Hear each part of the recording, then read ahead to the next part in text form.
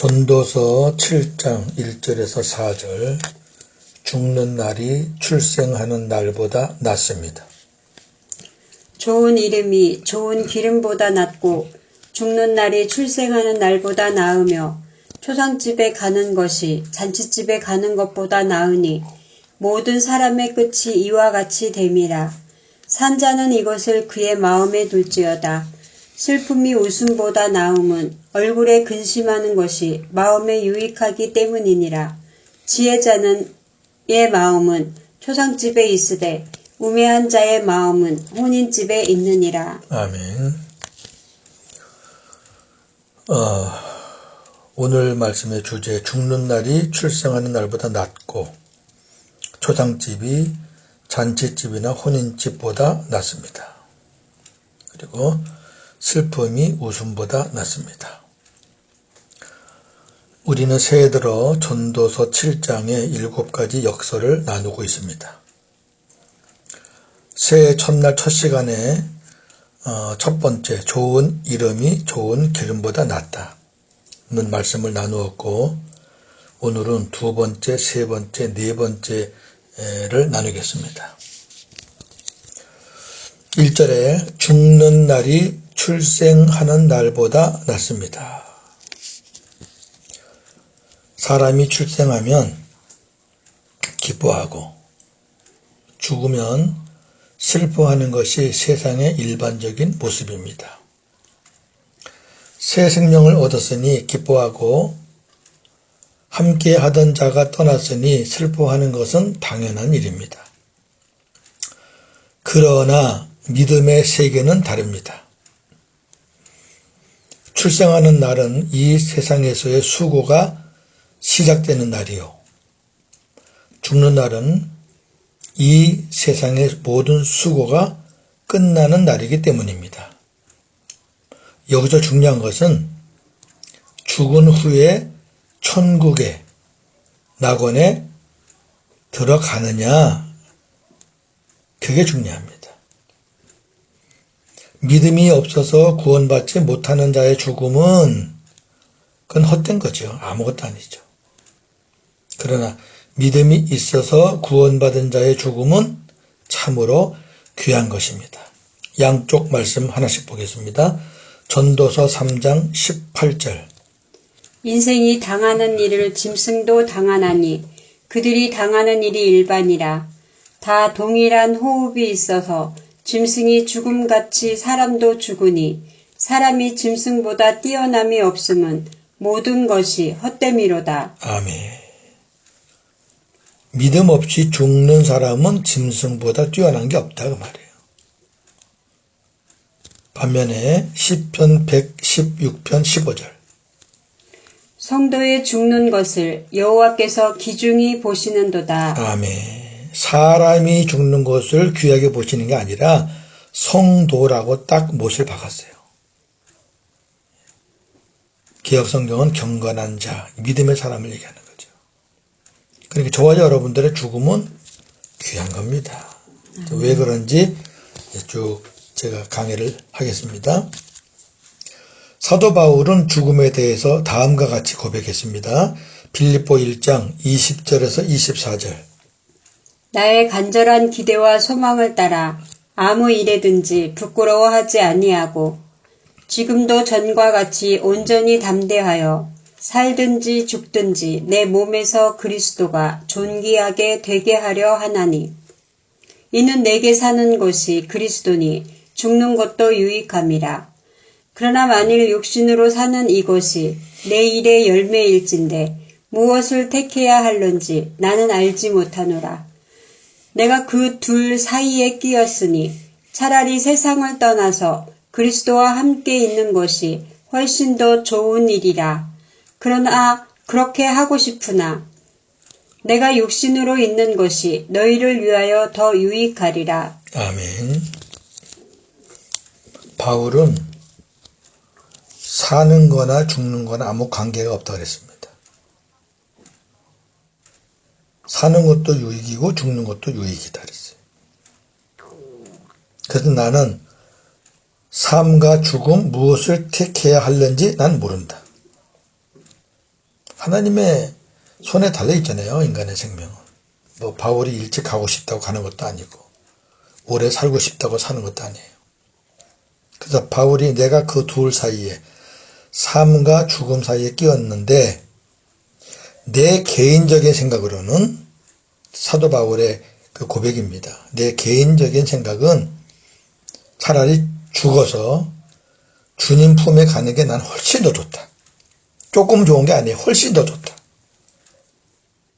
그러나 그렇게 하고 싶지만 내 마음대로 되는 게 아니니까 내가 육신으로 있는 동안에 너희를 잘 섬겨서 나로 인해서 너희가 유익하게 될 거다. 다시 말해 내가 사는 이유는 바로 너희들을 위해서 사는 것이다. 하나님의 뜻이다 그게.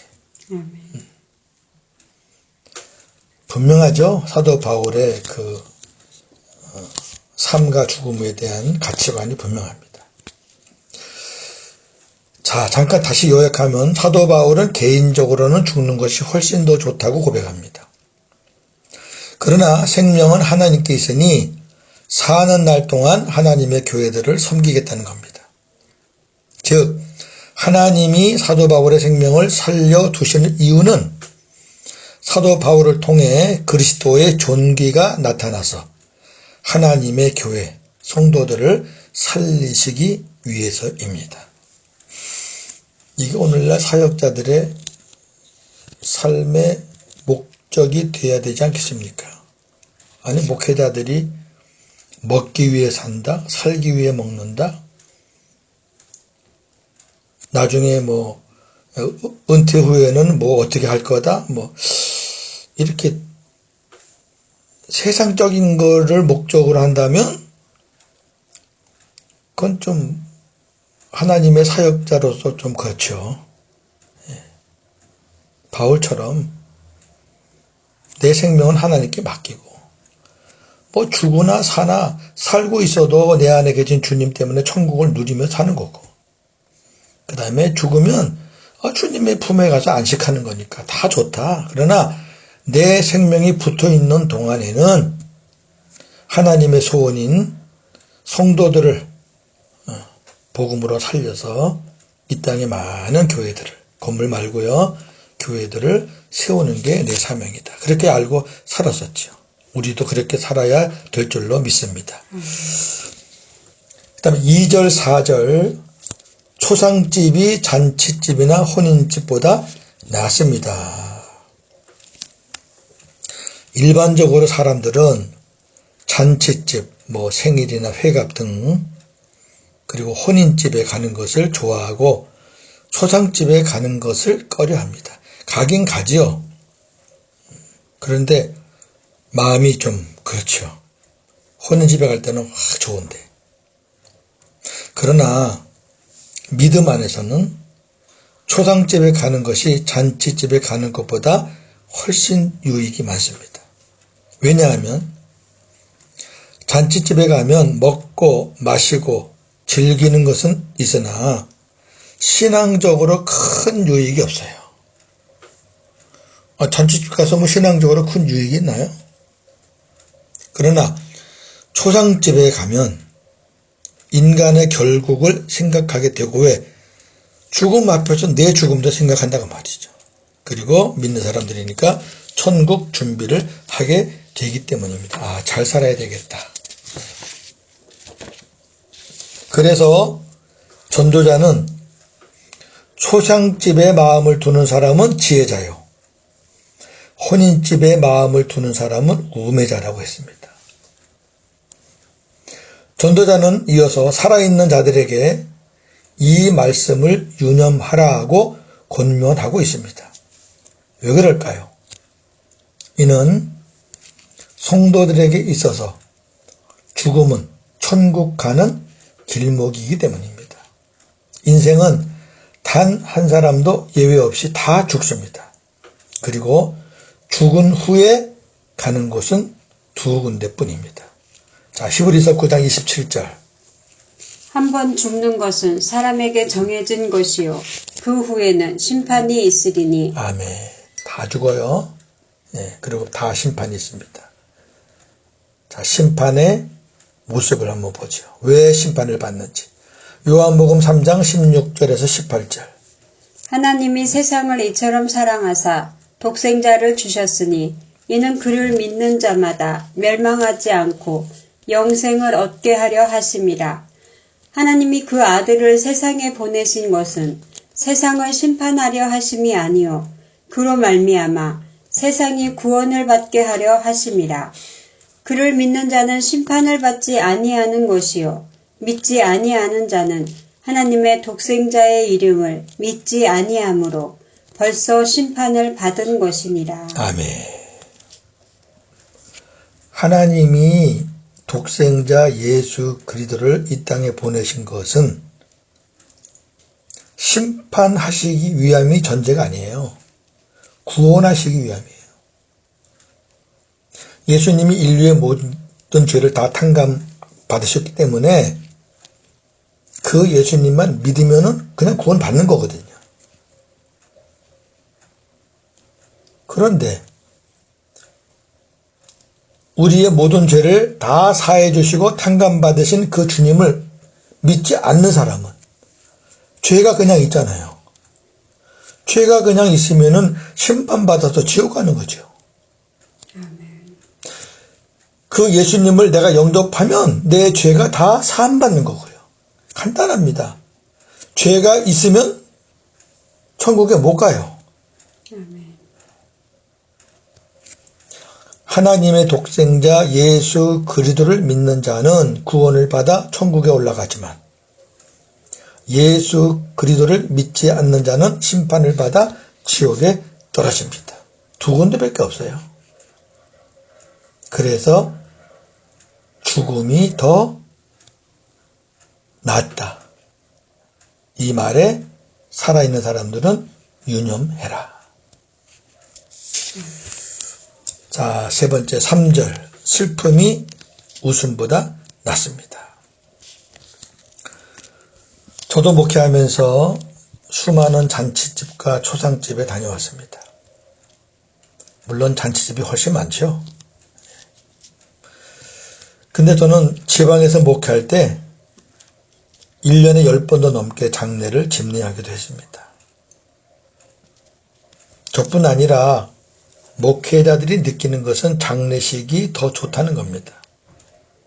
왜냐하면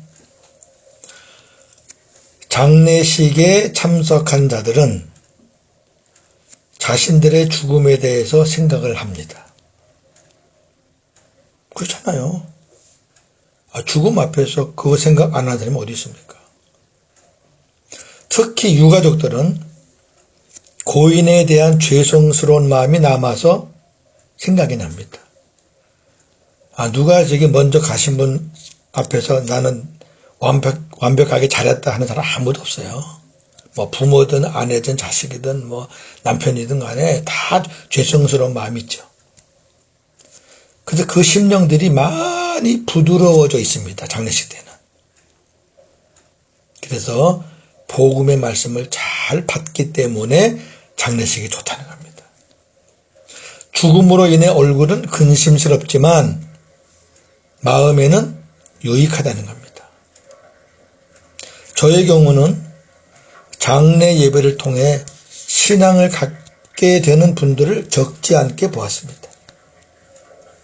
그러나 잔치집에서는 이러한 일들이 거의 일어나지 않습니다. 거기서 무슨 생명을 낳고 구원의 역사가 일어납니까? 축복하고 그냥 박수 쳐주고 오히려 너무 많이 먹어서 배탈이 나가지고 소화제를 찾았던 그런 일이 생각도 납니다. 세상 근심은 슬픔과 사망에 이르게 하지만 세상 근심은 그래요. 그러나 하나님의 뜻대로 하는 영적 근심은 회개와 구원에 이르게 합니다. 자, 고린도 후서 7장 10절에서 11절. 하나님의 뜻대로 하는 근심은 후회할 것이 없는 구원에 이르게 하는 회개를 이루는 것이요 세상 근심은 사망을 이루는 것이니라. 보라, 하나님의 뜻대로 하게 된 근심이 너희로 얼마나 간절하게 하며 얼마나 변증하게 하며 얼마나 분하게 하며 얼마나 두렵게 하며 얼마나 사모하게 하며 얼마나 열심 있게 하며 얼마나 벌하게 하였는가. 너희가 그 일에 대하여 일체 너희 자신의 깨끗함을 나타내었느니라. 아멘. 참 중요한 말씀이에요. 사도 바울이 고린도 전서에서, 지금 이 말씀은 후서잖아요. 전서에서 교인들의 일탈 행위들, 일탈이란 것은 교인으로서 해서는 안 될 일들, 벗어난 것들, 예를 들면 파당을 짓는 거, 음행을 하는 거, 교인들끼리 고소고발하는 거, 그 다음에 우상숭배하는 거, 하나님을 믿는다는 것들이 우상숭배하고 있잖아요. 또 하나님께 받은 은사를 막 남발하는 거, 성찬식 때 술 취해서 난동을 부리는 거, 이런 것들. 주님의 마음으로 무섭게 책망했죠. 고린도 전서는 무섭습니다. 바울의 책망이 아주 무서워요.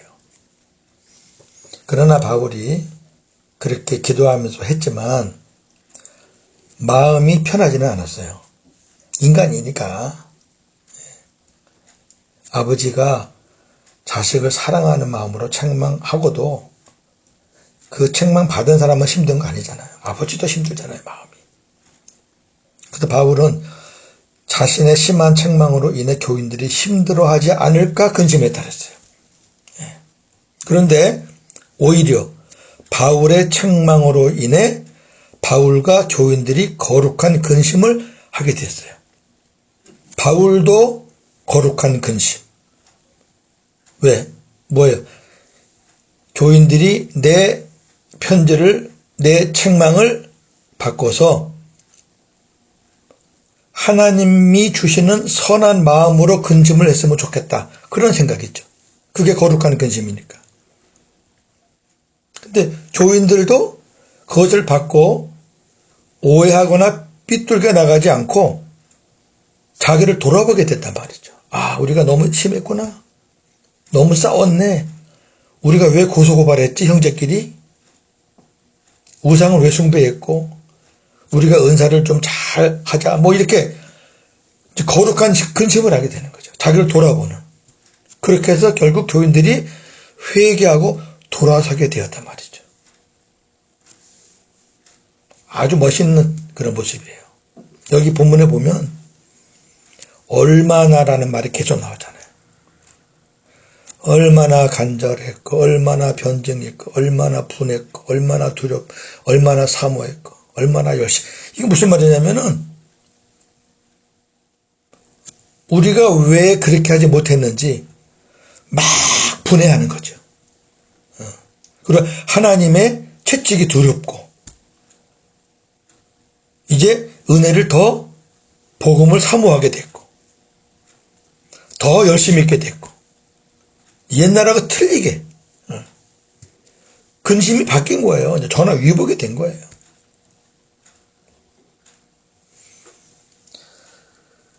저 같은 경우도 율법으로 살 때는 세상 근심이 많았죠. 인간적인 근심. 그러다가 이제 복음을 제가 받게 되니까요. 한동안에 막 분한 마음이 있는 거죠. 속은 것에 대해서. 그리고 와, 내가 복음을 몰랐으면 얼마나 두려운 일이 생길까. 그렇잖아요. 복음을 모르면 천국에 못 가니까. 율법 갖고 천국 갑니까? 그러니까 막 더 간절하게 되고 더 복음에 열심히 있게 되고, 왜? 그동안에 그 시간이 아까우니까 남은 시간 더 열심히 해야 되잖아요. 더 사모하게 되고 그렇게 돼요. 이건 하나님께서 합력해서 선을 이루어 주셨기 때문입니다. 자, 정리합니다. 죽는 날이 출생하는 날보다 낫고 초상집이 잔치집보다 혼인집보다 낫고 슬픔이 웃음보다 낫다는 말씀은 믿음 안에서만 받을 수 있는 말씀이에요. 믿음 밖에서는 반대죠. 그러기에 구원받은 성도는 죽음 후의 세계에 대해 확실한 믿음이 있기 때문에 죽음을 두려워하지 않습니다. 장례식이 세상 사람들에게는 마지막 의식이지만 성도들에게는 천국으로 보내는 환송식입니다. 사도 바울은 하나님께서 자신의 생명을 살려두시는 이유를 이렇게 고백한다 그랬죠. 자신을 통해 그리스도의 존귀가 나타나심으로 말미암아 하나님의 나라를 세워 가시기 위함이라고 그렇게 고백합니다. 하나님께서 저와 여러분들의 생명을 지금 붙들고 계시는 이유도 동일합니다. 바울과 뭐가 다릅니까? 같은 복음의 사역자인데 주님은 저와 여러분을 통해서 죽은 자들의 생명을 살려서 여기 죽었다는 것은 영적으로 복음을 모르는 자들 죽은 자들의 생명을 살려서 하나님의 나라가 확장되기를 원하십니다. 이것이 우리가 사는 이유가 아니겠습니까? 오늘도 복음으로 승리하시는 저와 여러분 되기를 주님의 이름으로 축원합니다. 아멘. 하나님 아버지 감사합니다. 믿음 안에서나 받을 수 있는 말씀들을 오늘 봤습니다. 믿음 안에서는 죽는 날이 출생하는 날보다 낫습니다. 믿음 안에서는 초상집이 잔치집이나 혼인집보다 낫습니다. 믿음 안에서는 슬픔이 웃음보다 낫습니다. 저희는 죽음에 대해서 두려워하지 않습니다. 우리는 죽음이 하나님 아버지께로 돌아가는 그런 아름다운